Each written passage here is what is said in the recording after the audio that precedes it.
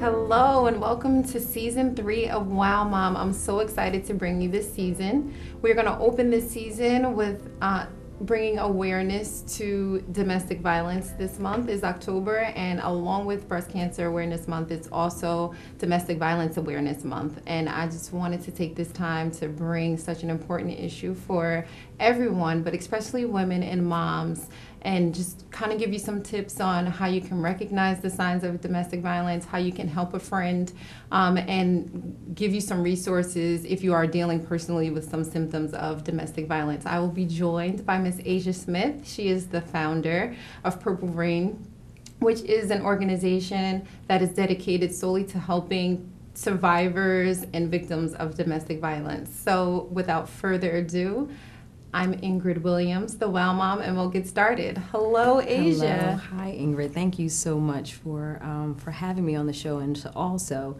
bring awareness to domestic violence and honor all the victim survivors that are out here and the advocates who work so diligently in eradicating this epidemic. I mean, it's just horrible, but we have to deal with it. So I thank you so much for this platform. You're very welcome. Domestic violence is real, and it comes in so many different forms. And I just wanted to bring some awareness, especially in October, because I've noticed that it's not as prevalent as some of the other issues that are going on in this month, which are important as well, but this one is very important. It's something that happens, every day, and it's just not isolated. Right. So tell us a little about your organization. Okay. Well, first, I know with the name Purple Rain, everyone automatically thinks about Prince when they hear the name, and while that's a good thing, our organization represents a little bit more than just the song. Okay. As many people may know, the color purple is synonymous with power, royalty, healing, and love, but it is also sadly the color that represents domestic violence. Wow. And our word REIGN is spelled R.E.I.G.N, and it's an acronym for Restoration, Empowerment, Integrity, Grace, and Nobility.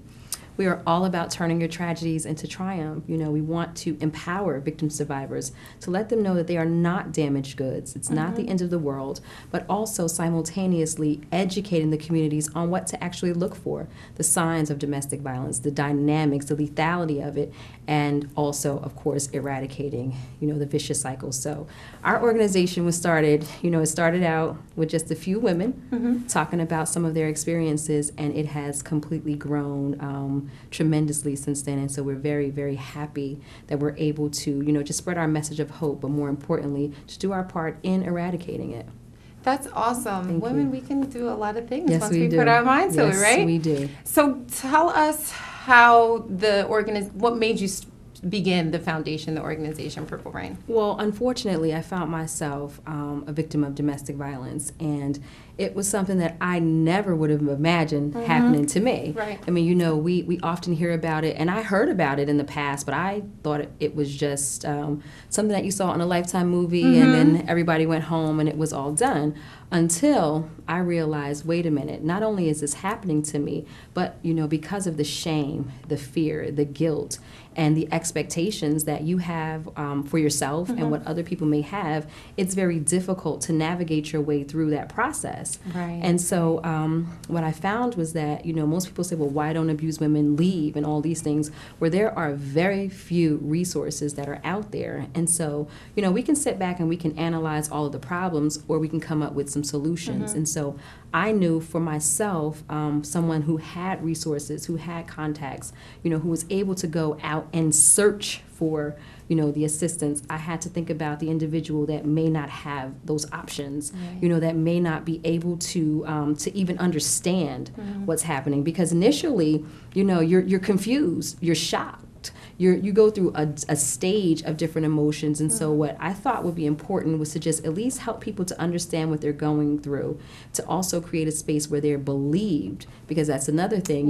Typically, you go places and folks will not believe you or they'll blame you, and so we wanted to eliminate as many barriers as possible. And so, I decided, hey, you know what? Why not just create this platform? And again, in doing so, I also wanted to create the organization to dispel a lot of the myths. I would read articles and things about abused women, and people can be really cruel.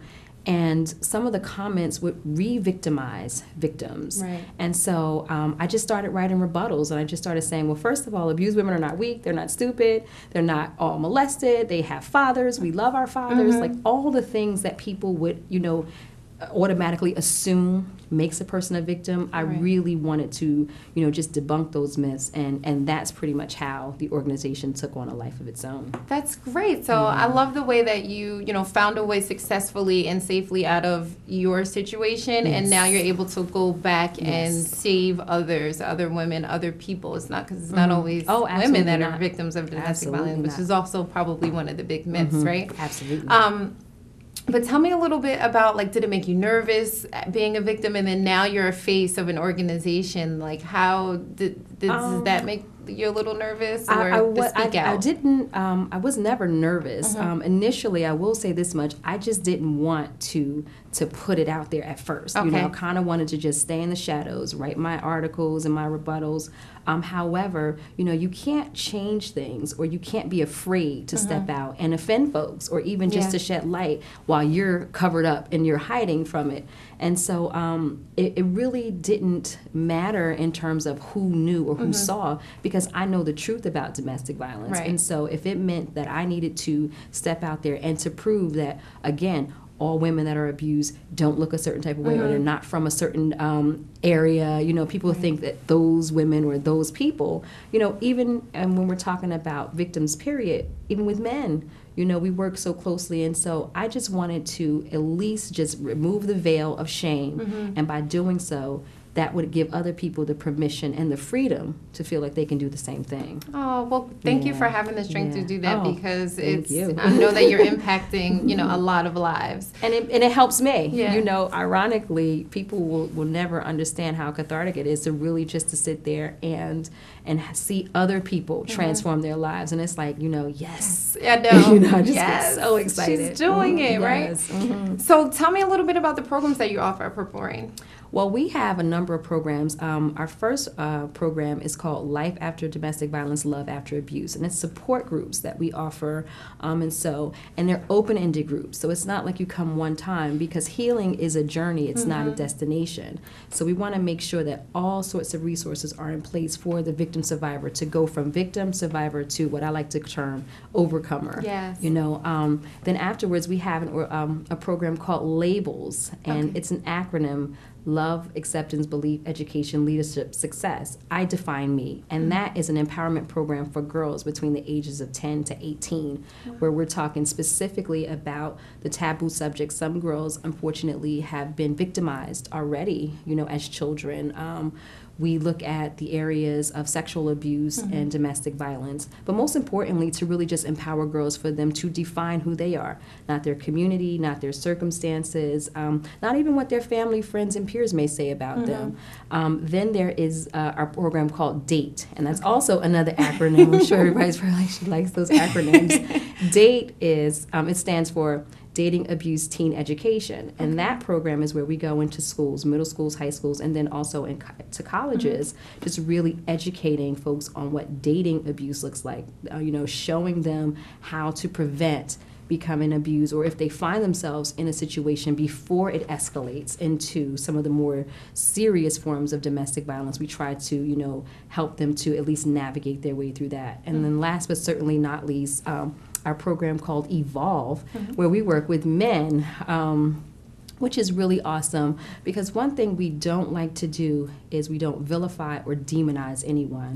Domestic violence is not about a gender, and it transcends race, class, culture, economic status, and of course, again, gender. And so not only do we work with male victims, but we also work with men as our allies, because we really want to help to eradicate domestic violence, model, the proper behavior, healthy relationships. So those are our three most important, 4 programs that we actually offer. That's great. I like the evolve. Can I stay there for a second? Absolutely. So is it geared toward men who kind of want to be advocates in the community about the healthiness of the male role in the relationship? Absolutely. Healthy fathers. We are working very closely with an organization called Fathers Incorporated, for instance, and they deal specifically with fathers and making sure, they're strengthening families. And so one of the things that we want to do, especially as women, we like to talk to dads. I love to do forums with fathers to help them to understand and to give them tips on preventing dating abuse from happening to their girls, or preventing situations that may arise with their sons. And so we really want to have like fathers to step up, again, not just to model behaviors for their families, but to also show this type of behavior in the community. So people we got to hold folks accountable for their abusive behavior, and we can't correct what we are unwilling to confront. Right. And so unfortunately, people always look at the domestic violence movement as a feminist movement, or it's just a woman's issue, and that's certainly not the case. And so working with men really helps us to have those discussions. When we're talking to men's groups, for instance, there are certain things that we cannot convey, but a man, on the other hand, can say that and have an even greater impact. So all hands on deck. I love it. Yeah. Do you offer any, with the Evolve, do you offer any counseling or services for men who have found themselves being the abuser, or? Well, fortunately, we are a partner agency of the Essex County Family Justice Center. Okay. And in that partnership, we have resources that will connect batterers to batterers intervention programs, for instance, that will really give them, the curriculum and the tools that they will need to help them to navigate and to understand. But I do, however, work very closely with the Essex County Prosecutor's Office, the Victim Advocacy Office, and we provide a lot of services and trainings for advocates. We have municipal personnel, police officers, first responders, judges, etc. And so those classes are also geared and designed to give education to what the different forms of abuse is, how it affects victims, and so we'll have certain people in there. I can recall doing a workshop at a particular location, and a gentleman came and he waited for me at the end, and so I could tell that he really was kind of, vexed about something. And so he said, "Ms. Smith, can I speak to you for a moment?" And I'm like, okay. And so I said, "Sure, you may." And so he said, "I just want to first say thank you for this class and explaining domestic violence. I never had it explained to me before." He said, "However, I am so embarrassed because I have been abusive to my wife, and I never realized what I've been doing, and how can you help me?" And so we were able to have a dialogue and connect, and I was able to connect him with resources, and even just to help him out in terms of how to communicate, how to resolve conflict effectively, and those things. And so we do have programs that are designed specifically to help batterers become not just accountable, but better people, and to break that cycle. Yes, so that's great. So we're going to take a quick break, and then we'll be back in 1 second. Asia has filled us with a lot of information about her great programs and the efforts of her organization with her mission and her vision. When we return, we're going to talk about some of the signs of domestic violence and how you can recognize and help, and even see if they can possibly apply to you in your relationship and get help from there.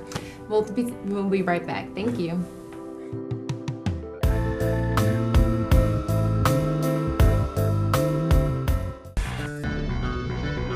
Television is a powerful and influential medium that allows different groups the opportunity to produce programming that directly affects their own communities.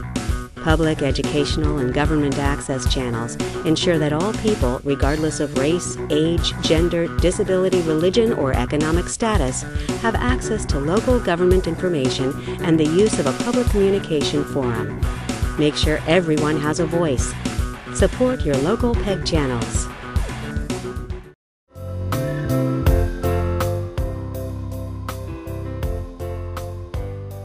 Welcome back to Wow Mom. We're going to jump right back in with Miss Asia Smith, and she's going to tell us a little bit about the signs of domestic violence and how you can pinpoint if you or a family member are being victimized.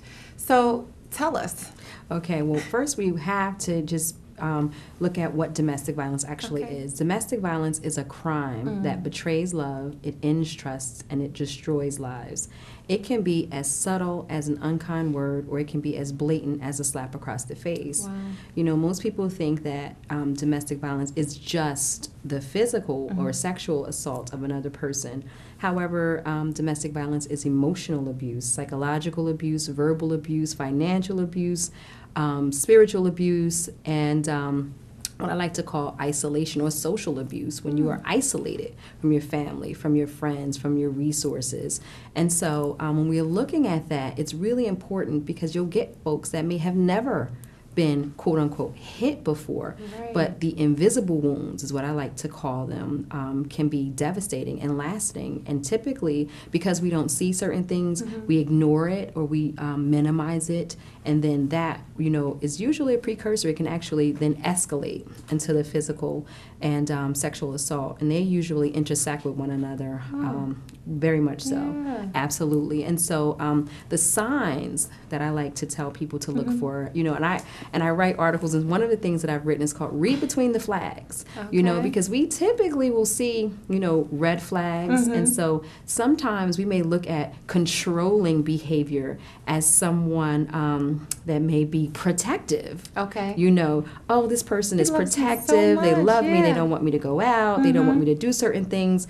That is controlling behavior. When you have someone that is constantly criticizing you or undermining a person, breaking them down spiritually, you know, breaking their self-esteem. You have the verbal abuse, obviously, you know, the constant criticism, you know, just very cruel and harsh words that people say. And then the psychological abuse, which I also like to the terminology Jedi mind trick. You know, and I use that, and you know, because people will take, you know, certain things and manipulate an individual. And so psychologically, you begin to take on certain things and believe that it's your fault. Yes. Believe that you deserve this type of behavior and abuse. And so those things are really, really important that people look at. You know, the way in which people speak to one another, you know, and again, we look at behaviors in terms of just what it is, not about gender, you know, because we will think like, okay, this person has anger issues, for instance. Now, I'm a certified anger management facilitator, and I know for a fact that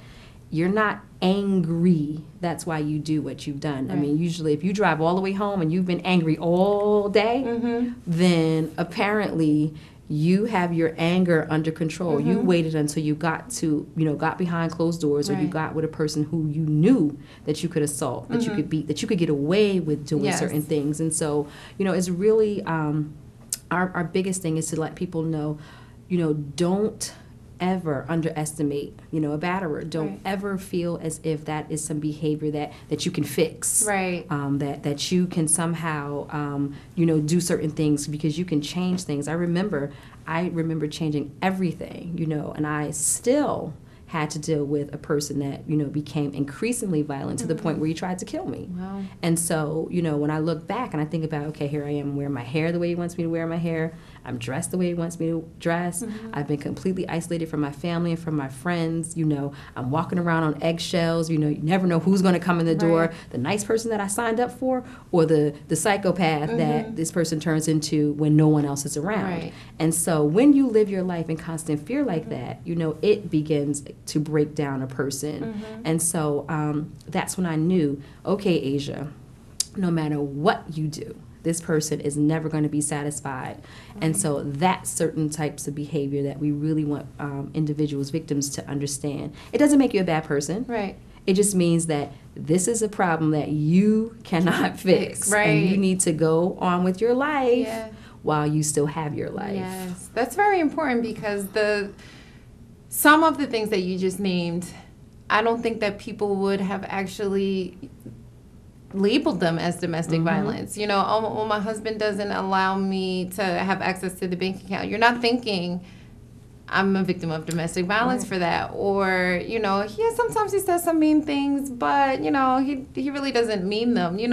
Or she really doesn't mean them. Or if you're being humiliated in front of people, that constant, provoking humiliation, public or private. And then, too, withholding finances or preventing someone from working, preventing someone from getting an education. I've had victim survivors come to me that have been married for a number of years that are now realizing that they have no funds whatsoever. Wow. They have no credit or their credit is ruined, and so now they're rebuilding their lives. And so that's another reason why a lot of victims, survivors typically stay or return to batterers because of financial reasons. That's usually the main reason why most people go back. And so it's important that when we're providing services and counseling, we have a financial empowerment piece because you have to have certain things in place, not to leave, but once you're gone, you've got to be able to stand on your own 2 feet. You've got to be able to support yourself, your family, and then rebuild your life. Yeah. Because usually when you leave from an abusive relationship, you are so broken. And even if you are allowed to take some of your property, now you've got property and nowhere to go. And so, there are a number of things. And so we like to at least just highlight, and again,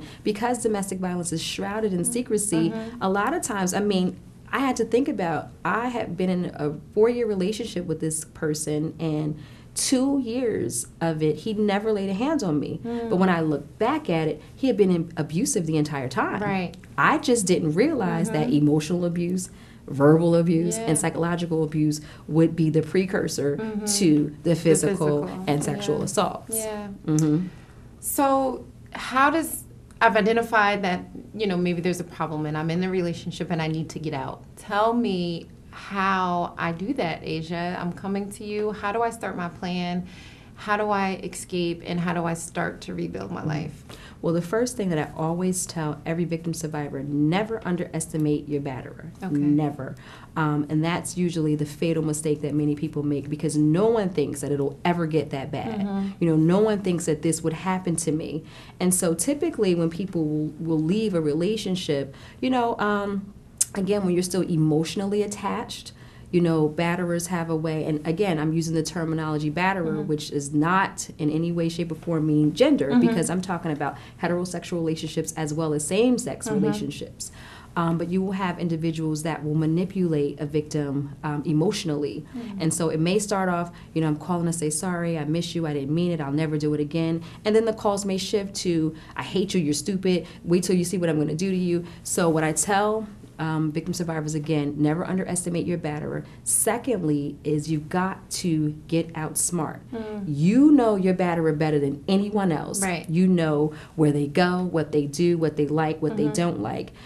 Secondly, our biggest thing with safety planning is plan ahead of time. Try, if you can, to have your documents in a safety deposit box. And I'm talking about your passport, birth certificate, social security card, bank account information. If you have children, their birth certificate and social security cards, prescriptions, medications, anything that you can put into a suitcase or a bag, because domestic violence is not about an appointment. Okay. It's not a hair appointment. It's not a dinner reservation. The only person that knows that something horrific and tragic is about to happen is the person that is about to perpetrate the horrific and tragic acts. Okay. And so you may not have time to go in the house and grab your things and then run out the house. Or in my case, for instance, I remember saying to the person that I had been in a relationship with, I just want to leave. I just want to get my things and I want to leave. What are you going to do if I don't let you leave? So, again, you have to know who you're dealing with. The next point is never antagonize your batterer. Okay. Never. If you cannot have any type of communication, it's better if you don't. Simply because no matter what you say, it's going to be turned and flipped and manipulated, and you're going to be blamed for the abuse. Now, again, sometimes, you have people that will look at, again, you have to know what you're dealing with, and don't be afraid to take those measures. We also like to tell people there's safety in numbers. You know, we try to hide stuff because we're embarrassed about it. But the less people that know about what's happening to you, the more danger that you're in, because you could be dead for 2 weeks and nobody will know. Because you haven't been answering your phone before. Right. You've been isolated. And so they're probably thinking, like in my case, oh, we stopped calling you. Because we knew every time we called you, you weren't going to come over anyway. We knew that you weren't going to answer the phone anyway. And in my mind, I'm like, it's not because I don't want to talk to you. It's because I can't talk to you. Yes. And so, you know, we want family members and friends to not give up on victim survivors, but not blame them either. And if they do not have the resources, contact a local domestic violence agency. You can contact Purple Rain, and we will help individuals navigate their way to safety, connect them to different resources such as the Victim Advocacy Office. And there are resources, there's funding to even help people to relocate. So it's just about, you know, just finding out what those resources are and then acting upon it. But you got to get out smart. Okay, really quickly before we have to transition, I just wanted to talk about, now that you're out, I'm out smart. Where do I start there? Do I go to one of the agencies? Do I come to your agency? You help me, you know, get back on my feet. Like, how does that look? Especially with children. I just want to touch on just getting out with children smart.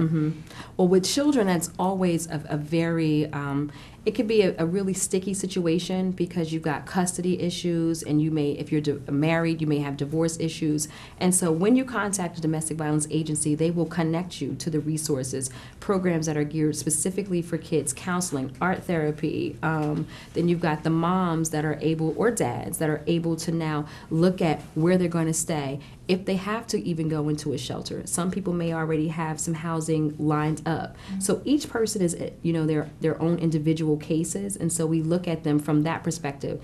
It's not a one-size-fit-all type of plan, because, you know, in my case, I didn't have children, you know, so I was very fortunate in that way. However, I still had to find somewhere to live, like right now, you know, and so what do you do in that case? And so fortunately, I was able to go and kind of stay with other people. But if you have nothing, or if you, again, you've been isolated, or your batterer has taken everything and maybe made the victim to be the bad person, and now no one is, you know, trying to help, then it can become, you know, very difficult, but it's not impossible. And that's what we want people to understand. Well, thank you so much. You've started us on a wonderful, just eye-opening experience.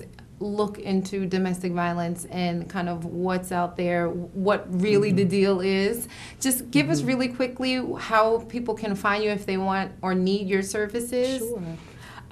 Well, I am Asia Smith, of course, and our organization is called Purple Rain, and they can always log on to our website, which is www.purple, P-U-R-P-L-E, rain, spelled R-E-I.G.N, SS, like social services, .org. I can be emailed at purplerainsss@yahoo.com, and our telephone number is 973-93-PURPLE. Very easy to remember. And we will begin to talk to the victim survivor, help them to navigate. Everyone doesn't need a shelter. However, just someone that can listen and understand and help the victim understand where they are and to navigate their way out is so incredibly important. So we'll do that. It's all confidential, you know, and there are, in some cases, it's anonymous. So you don't even have to tell, you know, your domestic violence counselor who you are and everything. You just want to know what is going on, how do I get out? And then also, just to give the viewing audience the number to the National Domestic Violence Hotline, it's 1-800-799-SAFE.